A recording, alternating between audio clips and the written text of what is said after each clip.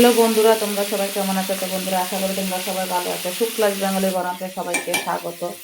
তো বন্ধুরা, আজকে আমি আরেকটা রেসিপি নিয়ে চলে এসেছি। আজকে আমি এখানে 250 গ্রাম শঙ্কর মাছ নুন হলুদ দিয়ে মেখে বসিয়েছি।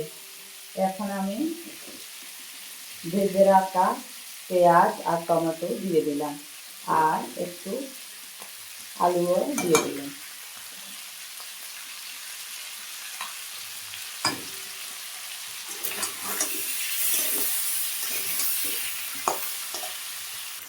তো বন্ধুরা, আমি একটু সানরাইস গরম মশলার গুঁড়ো দিয়ে দিলাম।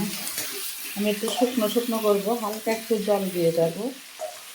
আর গুঁড়া লঙ্কা দিয়ে নিই, কাঁচা লঙ্কা আমি ফালি করে দিয়ে দিলাম।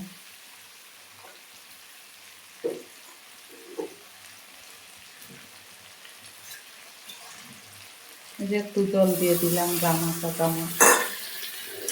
আর জল দেবো না, এই জলটাতেই হবে, শুকনো শুকনো টাইপের হবে।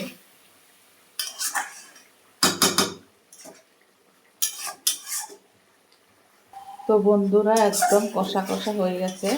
আমি নামিয়ে সল্ট করব, পরিবেশন করব এখন নামিয়ে গরম গরম ভাতে।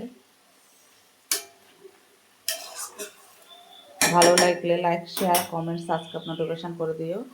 আমি গ্যাসটা অফ করে দিলাম। হয়ে গেছে শঙ্কর মাছের তেল ঝাল। সব ভালো লাগলে লাইক, শেয়ার, কমেন্ট করে দিও। Tata, bye bye. সবাই সুস্থ থেকো, ভালো থেকো। দেখা হবে নেক্সট ভিডিওতে।